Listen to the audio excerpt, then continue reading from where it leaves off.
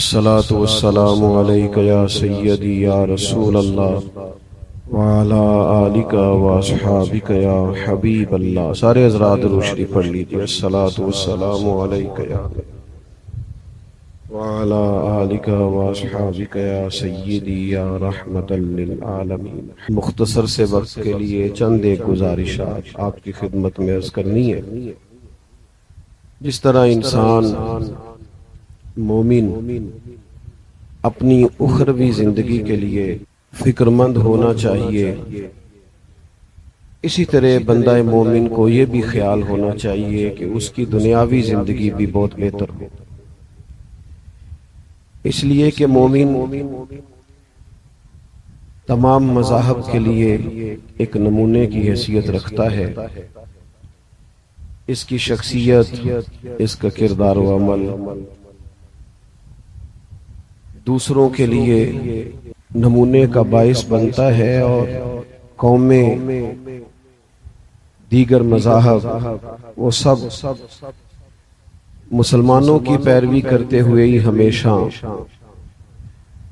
حق کے راستے پہ چلے ہیں۔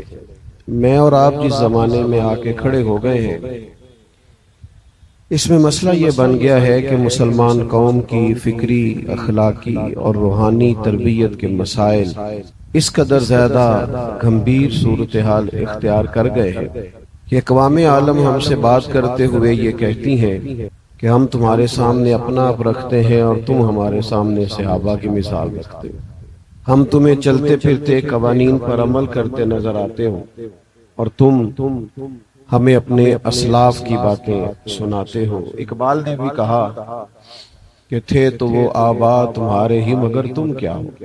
یہ ٹھیک ہے کہ تمہارے آبا و اجداد، بزرگ، اسلاف، اکابرین بہت بڑے تھے، لیکن یہ بھی تو دیکھنا ہے کہ ہم کہاں کھڑے ہیں، ہمارا طرز حیات کیا ہے، طرز زندگی کیا ہے۔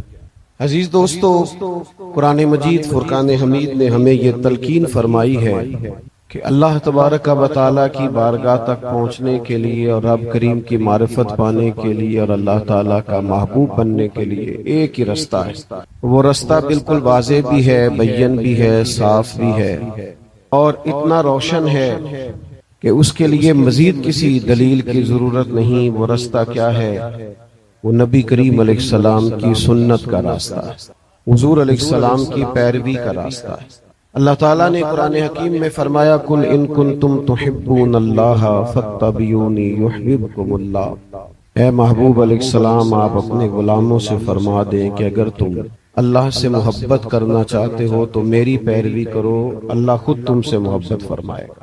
سنت اور شریعت کا رستہ، یہی وہ بنیادی اور اہم ضرورت ہے امت کی جو اسے آسان، پرسکون اور باوقار زندگی دے سکتی ہے۔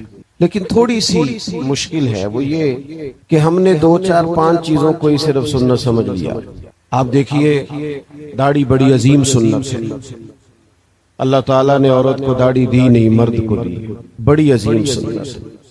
امامہ شریف عرب کے سر کا تاج ہے۔ مسواک نبی کریم علیہ السلام کو اتنی پسند ہے کہ حضور نے وقت وصال بھی مسواک کو طلب فرمایا اور اس کا شوق فرمایا۔ یہ عظیم سنتیں ہیں، لیکن صرف یہی سنتیں نہیں ہیں، یعنی پگڑی باندھنا، داڑھی رکھنا، میٹھا کھانا اور مسواک کرنا ہی سنت نہیں، دل صاف رکھنا بھی حضور کی سنت، یہ بھی نبی کریم کی سنت۔ ختم کریں جی اس کو، اللہ تعالیٰ آپ کو جزائے خیر، بہت سی اللہ برکت سمیٹ لیں۔ ترمذی شریف میں حدیث ہے، حضرت انس بن مالک رضی اللہ تعالیٰ عنہ حدیث کے راوی ہیں، فرماتے ہیں نبی کریم صلی اللہ تعالیٰ علیہ وسلم نے مجھ سے فرمایا کہ اے انس، اے میرے بیٹے، آپ سے ہو سکے تو صبح اس حال میں کریں کہ آپ کے دل میں کسی کا بغض نہ ہو۔ جب آپ صبح اٹھیں، اپنے باطن کا جائزہ لیں، آپ اپنے آپ کو ٹٹولیں، آپ محسوس کریں کہ آپ کے سینے میں کسی کا بغض نہ ہو۔ بڑے خوبصورت لفظ ہیں حدیث کے۔ حضور فرمانے لگے یہ میری سنت ہے، دل صاف رکھنا یہ محبوب کی سنت۔ اچھا، ہم نے بلا وجہ عداوتیں پیدا کر رکھی ہیں، کوئی سبب نہیں، کوئی وجہ نہیں، اچھا سامنے والے کو پتہ بھی نہیں، کہ مجھ سے فلاں فلاں اپنے دل میں بوجھ رکھتا ہے، اس بیچارے کو خبر بھی نہیں۔ تھوڑا سا سینہ کشادہ ہو۔ حضرت سلطان صاحب کی دھرتی پہ بیٹھے ہیں، وہ ہمیں فرماتے ہیں کہ دل دریا سمندروں ڈونگے، کہ کون دلاں دیاں جانے۔ تھوڑا وسعت ظرفی ہو، وسعت قلبی ہو، سینہ ذرا وسیع ہو۔ یہ نبی پاک کی سنت۔ ہم سمجھتے ہیں میں ہوں، میرے علاوہ کوئی بھی نہیں۔ یہ محفل میں مائک والا، یہ ساؤنڈ والا ساؤنڈ نہ لگائے۔ ویسے اس کی کیا اہمیت ہوتی ہے ساؤنڈ والے کی مجالس میں نے ایک ساؤنڈ والے سے کہا کہ آپ نماز پڑھتے ہیں، اتنی محفلیں سنتے ہو؟ کہندا جیڑا مولوی ہوندا ہے ساڈے نال تے لڑ کے ٹر جاندا ہے، ایدی بات اونچی کر لو تے نیویں کر لو تے تینوں جاج نہیں۔ ہم نے کیا نماز پڑھنی ہے، کوئی توجہ ہی نہیں دیتا، کوئی شفقت ہی نہیں کرتا۔ عام دام برسر مطلب یہ آپ کبھی غور فرمائیں، سمجھیں کہ اگر یہ ساؤنڈ وقتی طور پہ نہ چلے تو میری آواز آپ تک نہیں پہنچے گی، قاری صاحب کی، نعت خان صاحب کی آواز آپ تک نہیں آئے۔ تو کتنا بڑا اہمیت کا یہ کام ہے ساؤنڈ، لیکن کیا ہمارے اہمیت ہوتی ہے؟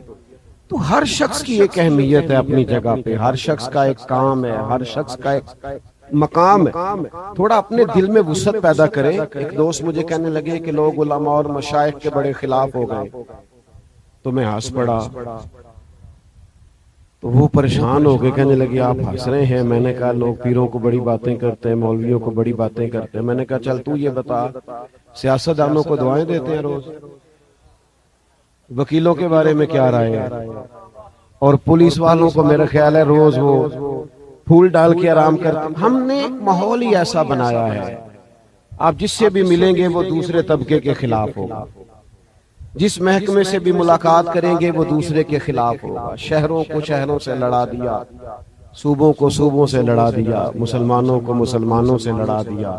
اور میرے عزیز، جب دل وسیع ہو، سینے میں گنجائش ہو، اور حضور کی اس سنت پر عمل ہو۔ مسند امام احمد بن حنبل میں حدیث ہے، حضرت عبداللہ ابن عمر فرماتے میں اور میرا ایک دوست حضور کی بارگاہ میں حاضر تھے، دستک ہوئی دروازے پہ، اللہ کے حبیب نے بڑی ہی انفرادی بات ارشاد فرمائی۔ کریم فرمانے لگے دروازہ کھولو، جو دروازے پہ آیا ہے وہ جنتی ہے۔ فرماتے ہیں دروازہ کھولا تو بندہ بڑا سادہ سا، تازہ وضو کیا ہے، پانی کے قطرے داڑھی سے گر رہے ہیں، جوتے بغل میں دبائے ہوئے، کچھ سامان تھامے، ساری چیزیں کونے پہ رکھی، حضور کی بارگاہ میں سلام عرض کر کے چند گھڑیاں بیٹھا، اجازت لے کے رخصت ہوا۔ فرماتے ہیں میں ساری رات رشک کرتا رہا۔ کتنا خوش قسمت ہے جسے نبی پاک نے جنتی قرار دے دیا۔ فرماتے اتفاق کی بات، اگلے دن بھی اسی جگہ وہی وقت اسی طرح بیٹھے تھے، پھر دستک ہوئی، کریم فرمانے لگے کھولو دروازہ، جو دروازے پہ آیا جنتی ہے۔ فرماتے ہیں کہ میں نے کہا ایک اور کے نصیب جاگ گئے، لیکن حیران تو اس وقت ہوا جب دروازہ کھولا تو وہی بندہ تھا جو کل آیا تھا، یعنی دوسری مرتبہ جنت کی بشارت۔ پھر ساری رات رشک سے کروٹیں لی، تیسرا دن آیا۔ اللہ کرے آپ موبائل کم دیکھیں اور میری بات زیادہ سنیں، موبائل تو ادھر ہی رہیں گے، ہم جائیں گے بھائی۔ تیسرا دن آیا، حضرت عبداللہ فرماتے وہی جگہ وہی مقام، دستک ہوئی دروازے پہ، کریم فرمانے لگے کھولو دروازہ، جنتی آیا ہے۔ فرماتے ہیں دروازہ کھولا تو وہی بندہ تھا جو پہلے 2 دن آیا تھا۔ فرماتے ہیں وہ کچھ بات کی، اجازت لے کے رخصت ہوا، تو آج مجھ سے نہ رہا گیا، میں بھی اجازت لے کے اس کے پیچھے ہو گیا، جا کے سلام لی، اور میں نے کہا بھائی میرا دل کرتا ہے تیرا مہمان بنوں، کوئی 2-3 دن رکھ لو گے؟ تو وہ کہنے لگا میں کوئی امیر آدمی نہیں، جو روکھا سوکھا ہوگا آپ کو بھی دے دوں گا۔ کہتے میں اس کا مہمان بنا 3 دن اور 3 راتیں۔ میں پتہ کرنا چاہتا تھا کیا نیک عمل کرنا۔ اللہ کرے آپ کی توجہ زیادہ ہو میری بات پہ۔ ایک دن سٹیٹس نہ بھی نہ لگے تو بندہ زندہ رہ سکتا ہے، کوئی ایسا مسئلہ نہیں۔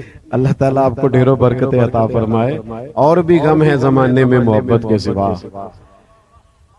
تو کہتے ہیں کہ میں معلوم کرنا چاہتا تھا، جیسے ہمارے ہاں لوگ معلوم نہیں کرتے فلانا مشہور کیسے ہوا پتہ کرو، پیسے کیسے آئے پتہ کرو۔ ایک کام شروع کرتے ہیں تو سارے وہی کاروبار شروع کر لیتے ہیں، کیونکہ وہ سمجھتے ہیں شاید یہی وجہ تھی۔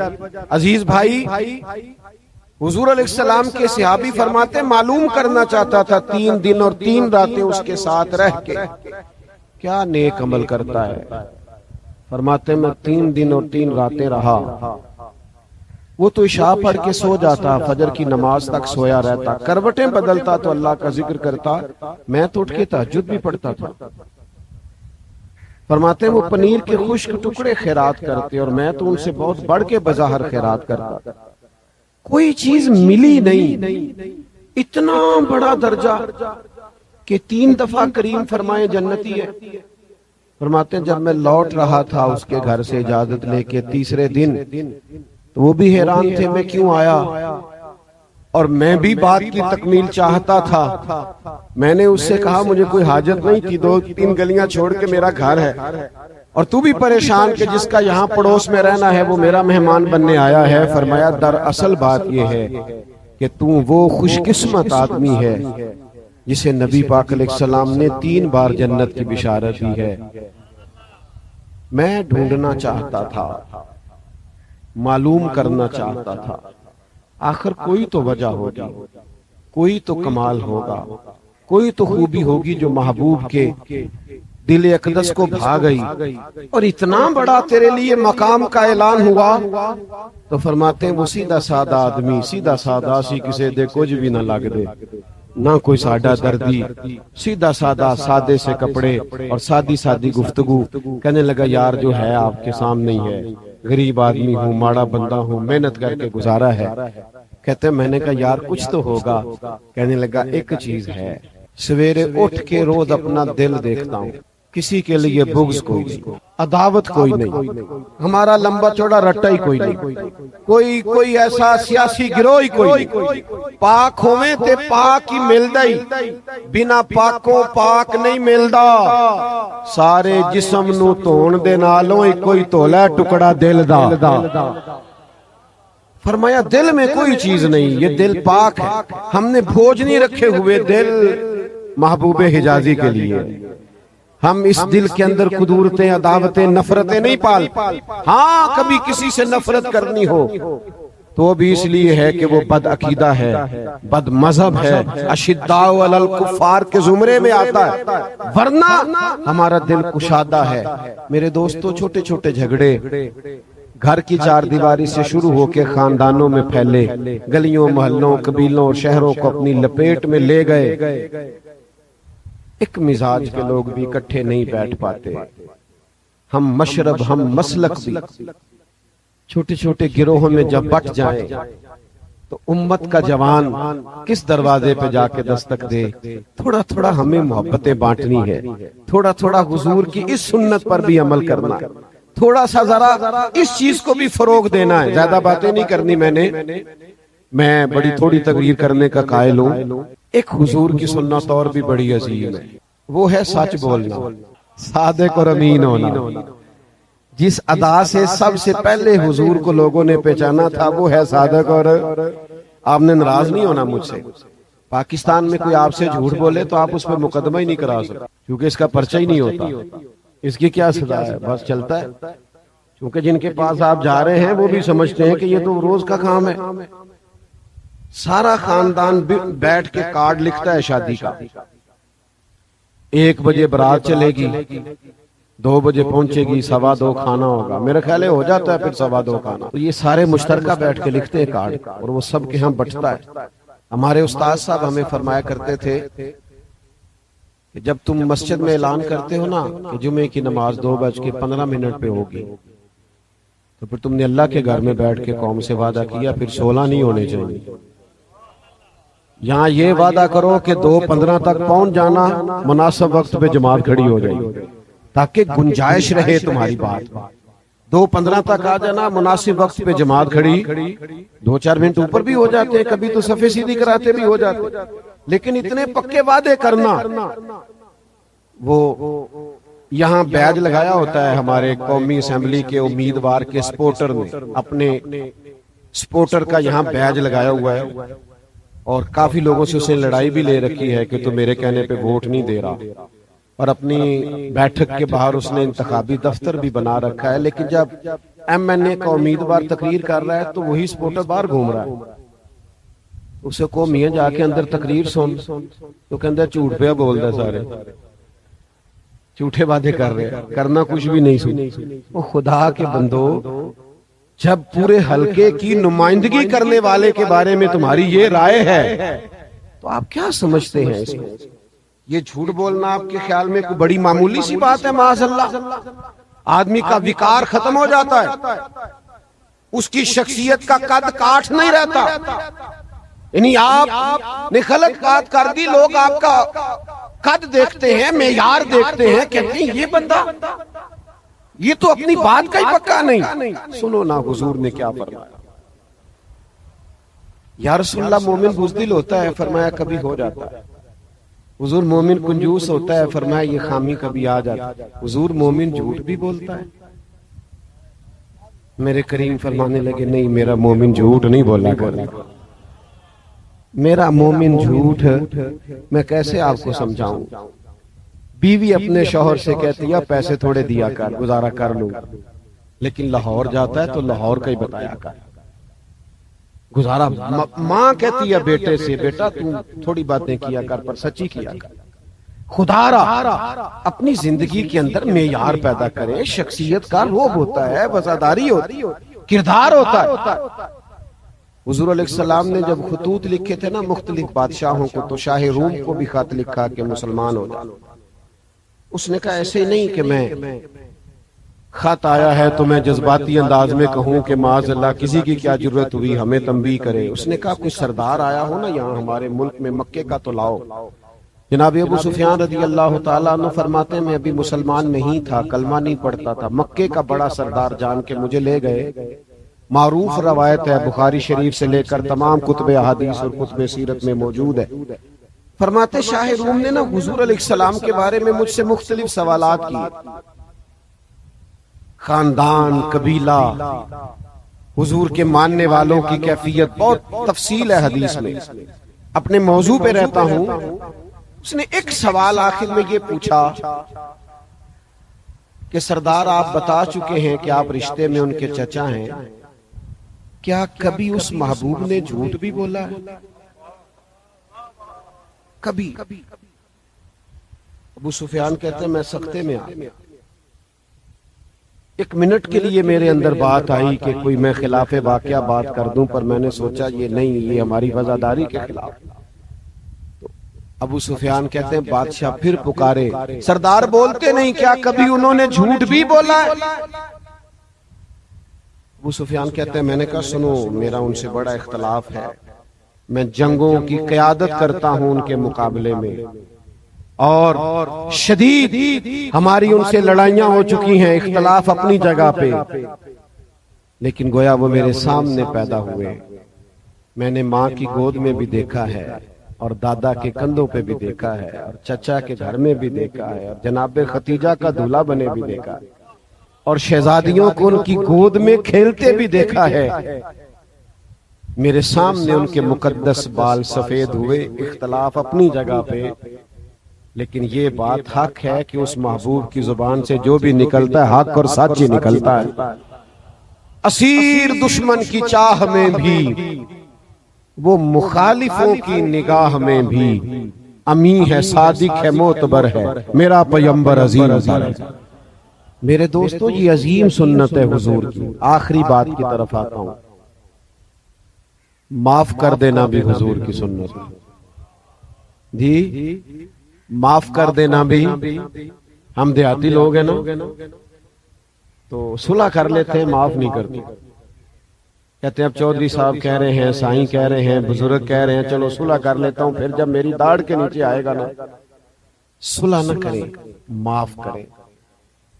آپ پڑھیں سیرت نگاروں کو، محققین کو، سب سے زیادہ دین لوگوں کے دلوں میں گھر کیا ہے حضور کے معاف کر دے گا. حضور معاف کر دے گا، معاف کر دے گا. آرام فرمائے محبوب سفر کے دوران، اور تلوار درخت سے لٹک رہی ہے، اور ایک شخص نے آ کے وہ تلوار اتار کے حضور پہ تان دی. کہتا ہے کون آپ کو بچائے؟ کریم مسکرا کے فرمانے لگے میرا رب بچائے گا نا مجھے. اس کے ہاتھ سے تلوار گر گئی، حضور نے اٹھا لی. کریم فرمانے لگے بھئی مجھے تو رب نے بچا لیا، اب تو بتا تجھے کون بچائے گا؟ سنو نا یار، ہم اس کریم کے ماننے والے ہیں۔ ابھی تلوار لے کے آیا، شہید کرنے کے ارادے سے آیا، ابھی بازی پلٹ گئی، تلوار حضور کے دستے نور میں آئی ہے۔ کریم فرمانے لگے تجھے کون بچائے گا؟ کہنے لگا میں نے سنا ہے آپ بڑا معاف کرنے والے، یہ کیفیت پیدا کرو نا جو ابھی یہاں آئے پسٹل لے کے اور پکڑا جائے اور معافی مانگے۔ یہ کس طرح ممکن ہے؟ تھوڑی دیر کے لیے سوچو، میں نے تقریر کر دی، آپ نے سن لی، یہ تصور تو لاؤ۔ یہاں تو خاندانی دشمنیاں اور ہمارے رویوں کی تلخیاں اور ہمارے مزاجوں کی سختیاں، بڑے اپنے ہم سے دور ہوئے اس لیے کہ سینوں میں گنجائش نہیں۔ یہ بھی حضور کی ادا ہے، سنا ہے آپ معاف کر دیا کرتے ہیں۔ کریم زیر لب مسکرائے، فرمایا اگر تو نے سنا ہے تو جا، میں نے معاف کیا۔ او دوستو، تھوڑا سا سینوں کو کشادہ کرے۔ ایک تو دل صاف رکھنا بھی سنت ہے، سچ بولنا بھی سنت ہے، معاف کر دینا بھی۔ تو میرے بھائی ان عظیم سنتوں کو بھی اپنائیے، جس طرح حضرت صاحب نے اس ادارے کے لیے نیک جذبات کا اظہار کیا ہے۔ ہم انہی کی دعا پہ آمین کہتے ہیں۔ اللہ تعالی ہمیشہ شاد و آباد فرمائے۔ آخر دعوانا الصلاۃ والسلام علیک یا سیدی یا رسول اللہ وعلی آلک واصحابک یا حبیب اللہ۔ سارے حضرات درود شریف پڑھ لیجیے۔ الصلاۃ والسلام علیک یا وعلی آلک واصحابک یا سیدی یا رحمت للعالمین۔ مختصر سے وقت کے لیے چند ایک گزارشات آپ کی خدمت میں عرض کرنی ہے۔ جس طرح انسان مومن اپنی اخروی زندگی کے لیے فکر مند ہونا چاہیے، اسی طرح بندہ مومن کو یہ بھی خیال ہونا چاہیے کہ اس کی دنیاوی زندگی بھی بہت بہتر ہو، اس لیے کہ مومن تمام مذاہب کے لیے ایک نمونے کی حیثیت رکھتا ہے۔ اس کی شخصیت، اس کا کردار و عمل دوسروں کے لیے نمونے کا باعث بنتا ہے، اور قومیں، دیگر مذاہب، وہ سب مسلمانوں کی پیروی کرتے ہوئے ہی ہمیشہ حق کے رستے پہ چلے ہیں۔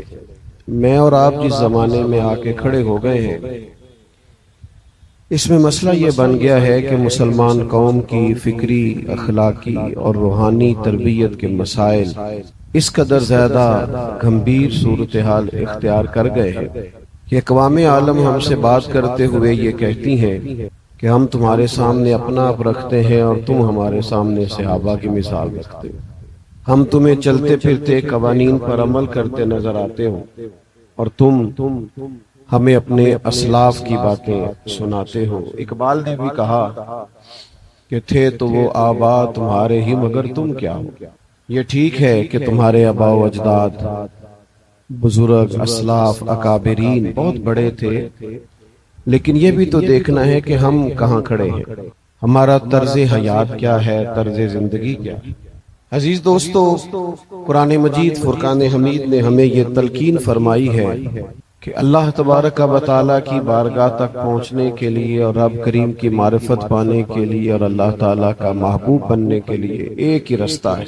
وہ رستہ بالکل واضح بھی ہے، بین بھی ہے، صاف بھی ہے، اور اتنا روشن ہے کہ اس کے لیے مزید کسی دلیل کی ضرورت نہیں۔ وہ رستہ کیا ہے؟ وہ نبی کریم علیہ السلام کی سنت کا راستہ ہے، حضور علیہ السلام کی پیروی کا راستہ ہے۔ اللہ تعالیٰ نے قرآن حکیم میں فرمایا قل ان کنتم تحبون اللہ فاتبعونی یحببکم اللہ۔ اے محبوب علیہ السلام، آپ اپنے غلاموں سے فرما دیں کہ اگر تم اللہ سے محبت کرنا چاہتے ہو تو میری پیروی کرو، اللہ خود تم سے محبت فرمائے گا۔ سنت اور شریعت کا رستہ، یہی وہ بنیادی اور اہم ضرورت ہے امت کی جو اسے آسان، پرسکون اور باوقار زندگی دے سکتی ہے۔ لیکن تھوڑی سی مشکل ہے، وہ یہ کہ ہم نے 2 4 5 چیزوں کو ہی صرف سنت سمجھ لیا۔ آپ دیکھیے داڑھی بڑی عظیم سنت ہے، اللہ تعالیٰ نے عورت کو داڑھی دی نہیں، مرد کو دی، بڑی عظیم سنت۔ امامہ شریف عرب کے سر کا تاج ہے۔ مسواک نبی کریم علیہ السلام کو اتنی پسند ہے کہ حضور نے وقت وصال بھی مسواک کو طلب فرمایا اور اس کا شوق فرمایا۔ یہ عظیم سنتیں ہیں، لیکن صرف یہی سنتیں نہیں ہیں، یعنی پگڑی باندھنا، داڑھی رکھنا، میٹھا کھانا اور مسواک کرنا ہی سنت نہیں، دل صاف رکھنا بھی حضور کی سنت، یہ بھی نبی کریم کی سنت۔ ختم کریں جی اس کو، اللہ تعالیٰ آپ کو جزائے خیر، بہت سی اللہ برکت سمیٹ لے۔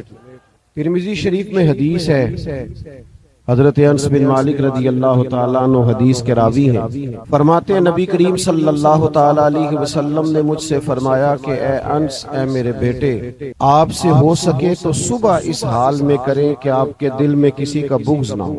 جب آپ صبح اٹھیں اپنے باطن کا جائزہ لیں، آپ اپنے آپ کو ٹٹولیں، آپ محسوس کریں کہ آپ کے سینے میں کسی کا بغض نہ ہو۔ بڑے خوبصورت لفظ ہیں حدیث کے۔ حضور فرمانے لگے یہ میری سنت ہے، دل صاف رکھنا یہ محبوب کی سنت۔ اچھا، ہم نے بلا وجہ عداوتیں پیدا کر رکھی ہیں، کوئی سبب نہیں، کوئی وجہ نہیں۔ اچھا، سامنے والے کو پتہ بھی نہیں کہ مجھ سے فلاں فلاں اپنے دل میں بوجھ رکھتا ہے، اس بیچارے کو خبر بھی نہیں۔ تھوڑا سا سینہ کشادہ ہو۔ حضرت سلطان صاحب کی دھرتی پہ بیٹھے ہیں، وہ ہمیں فرماتے ہیں کہ دل دریا سمندروں ڈونگے، کہ کون دلاں دیاں جانے۔ تھوڑا وسعت ظرفی ہو، وسعت قلبی ہو، سینہ ذرا وسیع ہو، یہ نبی پاک کی سنت۔ ہم سمجھتے ہیں میں ہوں، میرے علاوہ کوئی بھی نہیں۔ یہ محفل میں مائک والا، یہ ساؤنڈ والا ساؤنڈ نہ لگائے، ویسے اس کی کیا اہمیت ہوتی ہے ساؤنڈ والے کی مجالس میں۔ میں نے ایک ساؤنڈ والے سے کہا کہ آپ نماز پڑھتے ہیں، اتنی محفلیں سنتے ہو؟ کہندا جیڑا مولوی ہوندا ہے ساڈے نال تے لڑ کے ٹر جاندا ہے، ایدی بات اونچی کر لو تے نیویں کر لو تے تینوں جاچ نہیں۔ ہم نے کیا نماز پڑھنی ہے، کوئی توجہ ہی نہیں دیتا، کوئی شفقت ہی نہیں کرتا، عام دام برسر مطلب۔ یہ آپ کبھی غور فرمائیں، سمجھیں کہ اگر یہ ساؤنڈ وقتی طور پہ نہ چلے تو میری آواز آپ تک نہیں پہنچے گی، قاری صاحب کی، نعت خان صاحب کی آواز آپ تک نہیں آئے گی۔ تو کتنا بڑا اہمیت کا یہ کام ہے ساؤنڈ، لیکن کیا ہمارے اہمیت ہوتی ہے۔ تو ہر شخص کی ایک اہمیت ہے اپنی جگہ پہ، ہر شخص کا ایک کام ہے، ہر شخص کا ایک مقام ہے۔ تھوڑا اپنے دل میں وسعت پیدا کریں۔ ایک دوست مجھے کہنے لگے کہ لوگ علماء اور مشائخ کے بڑے خلاف ہو گئے، تو میں ہنس پڑا۔ تو وہ پریشان ہو گئے، کہنے لگے آپ ہنس رہے ہیں؟ میں نے کہا لوگ پیروں کو بڑی باتیں کرتے ہیں، مولویوں کو بڑی باتیں کرتے ہیں۔ میں نے کہا چل تو یہ بتا، سیاستدانوں کو دعائیں دیتے ہیں روز، وکیلوں کے بارے میں کیا رائے ہے، اور پولیس والوں کو میرا خیال ہے روز وہ پھول ڈال کے آرام کرتے۔ ہم نے ایک ماحول ہی ایسا بنایا ہے، آپ جس سے بھی ملیں گے وہ دوسرے طبقے کے خلاف ہوگا، جس محکمے سے بھی ملاقات کریں گے وہ دوسرے کے خلاف ہوگا۔ شہروں کو شہروں سے لڑا دیا، صوبوں کو صوبوں سے لڑا دیا، مسلمانوں کو مسلمانوں سے لڑا دیا۔ اور میرے عزیز، جب دل وسیع ہو، سینے میں گنجائش ہو، اور حضور کی اس سنت پر عمل ہو۔ مسند امام احمد بن حنبل میں حدیث ہے، حضرت عبداللہ ابن عمر فرماتے میں اور میرا ایک دوست حضور کی بارگاہ میں حاضر تھے، دستک ہوئی دروازے پہ، اللہ کے حبیب نے بڑی ہی انفرادی بات ارشاد فرمائی۔ کریم فرمانے لگے دروازہ کھولو، جو دروازے پہ آیا ہے وہ جنتی ہے۔ فرماتے ہیں دروازہ کھولا تو بندہ بڑا سادہ سا، تازہ وضو کیا ہے، پانی کے قطرے داڑھی سے گر رہے ہیں، جوتے بغل میں دبائے ہوئے، کچھ سامان تھامے، ساری چیزیں کونے پہ رکھی، حضور کی بارگاہ میں سلام عرض کر کے چند گھڑیاں بیٹھا، اجازت لے کے رخصت ہوا۔ فرماتے ہیں میں ساری رات رشک کرتا رہا۔ کتنا خوش قسمت ہے جسے نبی پاک نے جنتی قرار دے دیا۔ فرماتے اتفاق کی بات، اگلے دن بھی اسی جگہ وہی وقت اسی طرح بیٹھے تھے، پھر دستک ہوئی، کریم فرمانے لگے کھولو دروازہ، جو دروازے پہ آیا جنتی ہے۔ فرماتے ہیں کہ میں نے کہا ایک اور کے نصیب جاگ گئے، لیکن حیران تو اس وقت ہوا جب دروازہ کھولا تو وہی بندہ تھا جو کل آیا تھا، یعنی دوسری مرتبہ جنت کی بشارت۔ پھر ساری رات رشک سے کروٹیں لی، تیسرا دن آیا، اللہ کرے آپ موبائل کم دیکھیں اور میری بات زیادہ سنیں. موبائل تو ادھر ہی رہیں گے, ہم جائیں گے. بھائی تیسرا دن آیا, حضرت عبداللہ فرماتے وہی جگہ وہی مقام, دستک ہوئی دروازے پہ, کریم فرمانے لگے کھولو دروازہ, جنتی آیا ہے. فرماتے ہیں دروازہ کھولا تو وہی بندہ تھا جو پہلے 2 دن آیا تھا. فرماتے ہیں وہ کچھ بات کی, اجازت لے کے رخصت ہوا تو آج مجھ سے نہ رہا گیا, میں بھی اجازت لے کے اس کے پیچھے ہو گیا, جا کے سلام لی اور میں نے کہا بھائی میرا دل کرتا ہے تیرا مہمان بنوں, کوئی 2-3 دن رکھ لو گے؟ تو وہ کہنے لگا میں کوئی امیر آدمی نہیں, جو روکھا سوکھا ہوگا آپ کو بھی دے دوں گا. کہتے میں اس کا مہمان بنا 3 دن اور 3 راتیں. میں پتہ کرنا چاہتا تھا کیا نیک عمل کرنا. اللہ کرے آپ کی توجہ زیادہ ہو میری بات پہ. ایک دن سٹیٹس نہ بھی نہ لگے تو بندہ زندہ رہ سکتا ہے, کوئی ایسا مسئلہ نہیں. اللہ تعالیٰ آپ کو ڈھیروں برکتیں عطا فرمائے. اور بھی غم ہے زمانے میں محبت کے سوا. تو کہتے ہیں کہ میں معلوم کرنا چاہتا تھا, جیسے ہمارے ہاں لوگ معلوم نہیں کرتے فلانا مشہور کیسے ہوا پتہ کرو, پیسے کیسے آئے پتہ کرو. ایک کام شروع کرتے ہیں تو سارے وہی کاروبار شروع کر لیتے ہیں, کیونکہ وہ سمجھتے ہیں شاید یہی وجہ تھی. عزیز بھائی, حضور علیہ السلام کے صحابی فرماتے معلوم کرنا چاہتا تھا 3 دن اور 3 راتیں اس کے ساتھ رہ کے کیا نیک عمل کرتا ہے. فرماتے میں 3 دن اور 3 راتیں رہا. وہ تو عشاء پڑھ کے سو جاتا, فجر کی نماز تک سویا رہتا, کروٹیں بدلتا تو اللہ کا ذکر کرتا, میں تو اٹھ کے تہجد بھی پڑھتا تھا. فرماتے وہ پنیر کے خشک ٹکڑے خیرات کرتے اور میں تو ان سے بہت بڑھ کے بظاہر خیرات کرتا. کوئی چیز ملی نہیں, اتنا بڑا درجہ کہ 3 دفعہ کریم فرمائے جنتی ہے. فرماتے ہیں جب میں لوٹ رہا تھا اس کے گھر سے اجازت لے کے تیسرے دن, تو وہ بھی حیران تھے میں کیوں آیا, اور میں بھی بات کی تکمیل چاہتا تھا. میں نے اس سے کہا مجھے کوئی حاجت نہیں تھی, 2-3 گلیاں چھوڑ کے میرا گھر ہے, اور تو بھی پریشان کہ جس کا یہاں پڑوس میں رہنا ہے وہ میرا مہمان بننے آیا ہے. فرمایا دراصل بات یہ ہے کہ تو وہ خوش قسمت آدمی ہے جسے نبی پاک علیہ السلام نے 3 بار جنت کی بشارت دی ہے. میں ڈھونڈنا چاہتا تھا, معلوم کرنا چاہتا تھا, آخر کوئی تو وجہ ہوگی, کوئی تو کمال ہوگا, کوئی تو خوبی ہوگی جو محبوب کے دل اقدس کو بھا گئی, اور اتنا بڑا تیرے لیے مقام کا اعلان ہوا. تو فرماتے ہیں وہ سیدھا سادہ آدمی, سیدھا سادہ سی کسے دے کچھ بھی نہ لگ دے, نہ کوئی ساڈا دردی, سیدھا سادہ سادے سے کپڑے اور سادی سادی گفتگو. کہنے لگا یار جو ہے آپ کے سامنے ہی ہے, غریب آدمی ہوں, ماڑا بندہ ہوں, محنت کر کے گزارا ہے. کہتے میں نے کہا یار کچھ تو ہوگا. کہنے لگا ایک چیز ہے, سویرے اٹھ کے روز اپنا دل دیکھتا ہوں, کسی کے لیے بغض کوئی نہیں, عداوت کوئی نہیں, ہمارا لمبا چوڑا رٹا ہی کوئی نہیں, کوئی ایسا سیاسی گروہ ہی کوئی نہیں. پاک ہوئے تے پاک ہی ملدا ہی, بنا پاکوں پاک نہیں ملدا.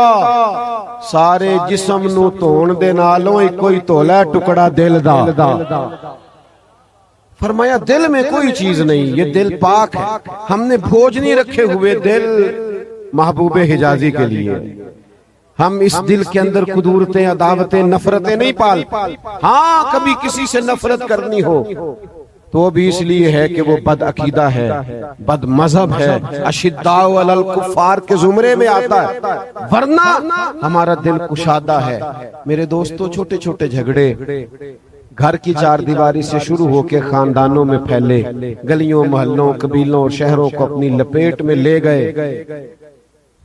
ایک مزاج کے لوگ بھی اکٹھے نہیں بیٹھ پاتے, ہم مشرب ہم مسلک بھی چھوٹے چھوٹے گروہوں میں جب بٹ جائیں تو امت کا جوان کس دروازے پہ جا کے دستک دے. تھوڑا تھوڑا ہمیں محبتیں بانٹنی ہے, تھوڑا تھوڑا حضور کی اس سنت پر بھی عمل کرنا, تھوڑا سا ذرا اس چیز کو بھی فروغ دینا ہے. زیادہ باتیں نہیں کرنی میں بڑی تھوڑی تقریر کرنے کا قائل ہوں. ایک حضور کی سنت اور بھی بڑی عظیم ہے, وہ ہے سچ بولنا, صادق اور امین ہونا. جس ادا سے سب سے پہلے حضور کو لوگوں نے پہچانا تھا وہ ہے صادق، اور آپ نے ناراض نہیں ہونا مجھ سے۔ پاکستان میں کوئی آپ سے جھوٹ بولے تو آپ اس پہ مقدمہ ہی نہیں کرا سکتے، کیونکہ اس کا پرچہ ہی نہیں ہوتا۔ اس کی کیا سزا ہے؟ بس چلتا ہے، کیونکہ جن کے پاس آپ جا رہے ہیں وہ بھی سمجھتے ہیں کہ یہ تو روز کا کام ہے۔ سارا خاندان بیٹھ کے کارڈ لکھتا ہے شادی کا، 1 بجے برات چلے گی، 2 بجے پہنچے گی، 2:15 کھانا ہوگا، میرا خیال ہے ہو جاتا ہے پھر 2:15 کھانا۔ تو یہ سارے مشترکہ بیٹھ کے لکھتے ہیں کارڈ، اور وہ سب کے ہاں بٹتا ہے۔ ہمارے استاد صاحب ہمیں فرمایا کرتے تھے کہ جب تم مسجد میں اعلان کرتے ہو نا کہ جمعے کی نماز 2:15 پہ ہوگی، تو پھر تم نے اللہ کے گھر میں بیٹھ کے قوم سے وعدہ کیا، پھر 16 نہیں ہونے چاہیے۔ یہاں یہ وعدہ کرو کہ 2:15 تک پہنچ جانا، مناسب وقت پہ جماعت کھڑی ہو جائے، تاکہ گنجائش رہے تمہاری بات۔ 2:15 تک آ جانا، مناسب وقت پہ جماعت کھڑی، 2-4 منٹ اوپر بھی ہو جاتے ہیں، کبھی تو صفے سیدھی کراتے بھی ہو جاتے، لیکن اتنے پکے وعدے کرنا۔ وہ یہاں بیج لگایا ہوتا ہے ہمارے قومی اسمبلی کے امیدوار کے سپورٹر نے، اپنے سپورٹر کا یہاں بیج لگایا ہوا ہے، اور کافی لوگوں سے اس نے لڑائی بھی لے رکھی ہے کہ تو میرے کہنے پہ ووٹ نہیں دے رہا، اور اپنی بیٹھک کے باہر اس نے انتخابی دفتر بھی بنا رکھا ہے۔ لیکن جب MNA کا امیدوار تقریر کر رہا ہے تو وہی سپورٹر باہر گھوم رہا ہے، اسے کو میاں جا کے اندر تقریر سن، تو کہندہ ہے جھوٹ پہ بول رہا، سارے جھوٹے وعدے کر رہے ہیں، کرنا کچھ بھی نہیں سن۔ وہ خدا کے بندو، جب پورے حلقے کی نمائندگی کرنے والے کے بارے میں تمہاری یہ رائے ہے تو آپ کیا سمجھتے ہیں اس کو؟ یہ جھوٹ بولنا آپ کے خیال میں کوئی بڑی معمولی سی بات ہے؟ معاذ اللہ، آدمی کا وقار ختم ہو جاتا ہے، اس کی شخصیت کا قد کاٹ نہیں رہتا۔ یعنی آپ نے غلط بات کر دی، لوگ آپ کا قد دیکھتے ہیں، معیار دیکھتے ہیں، کہتے ہیں یہ بندہ یہ تو اپنی بات کا ہی پکا نہیں۔ سنو نا حضور نے کیا فرمایا۔ یا رسول اللہ، مومن بزدل ہوتا ہے، فرمایا کبھی ہو جاتا ہے۔ حضور مومن کنجوس ہوتا ہے، فرمایا یہ خامی کبھی آ جاتا ہے۔ حضور مومن جھوٹ بھی بولتا ہے؟ میرے کریم فرمانے لگے نہیں، میرا مومن جھوٹ نہیں بولا کرتا، میرا مومن جھوٹ میں کیسے آپ کو سمجھاؤں؟ بیوی اپنے شوہر سے کہتی ہے پیسے تھوڑے دیا کر، گزارا کر لوں، لیکن لاہور جاتا ہے تو لاہور کا ہی بتایا کر گزارا۔ ماں کہتی ہے بیٹے سے بیٹا تم تھوڑی باتیں کیا کر پر سچی کیا کر۔ خدا را اپنی زندگی کے اندر معیار پیدا کرے، شخصیت کا روب ہوتا ہے، وفاداری ہوتی ہے، کردار ہوتا ہے۔ حضور علیہ السلام نے جب خطوط لکھے تھے نا مختلف بادشاہوں کو، تو شاہ روم کو بھی خط لکھا کہ مسلمان ہو جائے۔ اس نے کہا ایسے نہیں کہ میں خط آیا ہے تو میں جذباتی انداز میں کہوں کہ معاذ اللہ کسی کی کیا ضرورت ہوئی، ہمیں تنبیہ کرے۔ اس نے کہا کوئی سردار آیا ہو نا یہاں ہمارے ملک میں، مکے کا تو لاؤ۔ جناب ابو سفیان رضی اللہ تعالیٰ عنہ فرماتے ہیں میں ابھی مسلمان نہیں تھا، کلمہ نہیں پڑھتا تھا، مکے کا بڑا سردار جان کے مجھے لے گئے۔ معروف روایت ہے، بخاری شریف سے لے کر تمام کتب احادیث اور کتب سیرت میں موجود ہے۔ فرماتے شاہ روم نے نا حضور علیہ السلام کے بارے میں مجھ سے مختلف سوالات کی، خاندان، قبیلہ، حضور کے ماننے والوں کی کیفیت، بہت تفصیل ہے حدیث میں، اپنے موضوع پہ رہتا ہوں۔ اس نے ایک سوال آخر میں یہ پوچھا کہ سردار آپ بتا چکے ہیں کہ آپ رشتے میں ان کے چچا ہیں، کیا کبھی اس محبوب نے جھوٹ بھی بولا ہے؟ کبھی؟ ابو سفیان کہتے ہیں میں سختے میں آ گیا، 1 منٹ کے لیے میرے اندر بات آئی کہ کوئی میں خلاف واقعہ بات کر دوں، پر میں نے سوچا یہ نہیں، یہ ہماری وفاداری کے خلاف۔ ابو سفیان کہتے ہیں بادشاہ پھر پکارے سردار بولتے نہیں، کیا کبھی انہوں نے جھوٹ بھی بولا ہے؟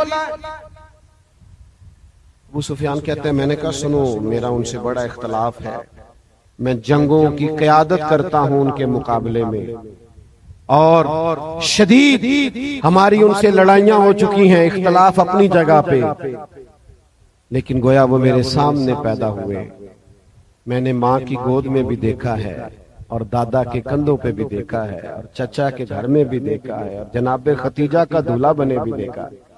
اور شہزادیوں کو ان کی گود میں کھیلتے بھی دیکھا ہے۔ میرے سامنے ان کے مقدس بال سفید ہوئے، اختلاف اپنی جگہ پہ، لیکن یہ بات حق ہے کہ اس محبوب کی زبان سے جو بھی نکلتا ہے حق اور سچ ہی نکلتا ہے۔ اسیر دشمن کی چاہ میں بھی، وہ مخالفوں کی نگاہ میں بھی، امی ہے، صادق ہے، معتبر ہے، میرا پیغمبر عظیم ہے۔ میرے دوستو یہ عظیم سنت ہے حضور کی۔ آخری بات کی طرف آتا ہوں، معاف کر دینا بھی حضور کی سنت ہے جی، معاف کر دینا بھی۔ ہم دیہاتی لوگ ہیں نا تو صلح کر لیتے ہیں، معاف نہیں کرتے، کہتے ہیں اب چودھری صاحب کہہ رہے ہیں، سائیں کہہ رہے ہیں، بزرگ کہہ رہے ہیں، چلو صلح کر لیتا ہوں، پھر جب میری داڑھ کے نیچے آئے گا نا، صلح نہ کریں، معاف کریں۔ آپ پڑھیں سیرت نگاروں کو، محققین کو، سب سے زیادہ دین لوگوں کے دلوں میں گھر کیا ہے حضور کے معاف کر دے گا۔ حضور معاف کر دے گا، معاف کر دے گا۔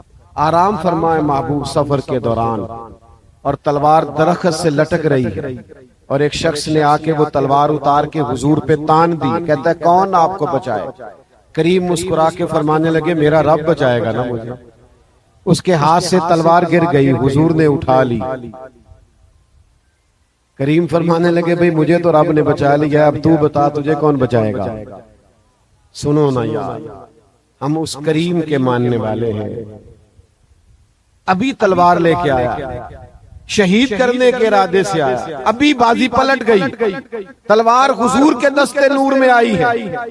کریم فرمانے لگے تجھے کون بچائے گا؟ کہنے لگا میں نے سنا ہے آپ بڑا معاف کرنے والے، یہ کیفیت پیدا کرو نا جو ابھی یہاں آئے پسٹل لے کے اور پکڑا جائے اور معافی مانگے۔ یہ کس طرح ممکن ہے؟ تھوڑی دیر کے لیے سوچو، میں نے تقریر کر دی، آپ نے سن لی، یہ تصور تو لاؤ۔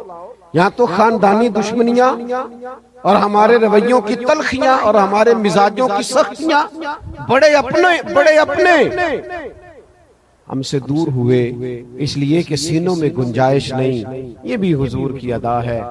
سنا ہے آپ معاف کر دیا کرتے ہیں۔ کریم زیر لب مسکرائے، فرمایا اگر تو نے سنا ہے تو جا، میں نے معاف کیا۔ او دوستو تھوڑا سا سینوں کو کشادہ کرے، ایک تو دل صاف رکھنا بھی سنت ہے، سچ بولنا بھی سنت ہے، معاف کر دینا بھی۔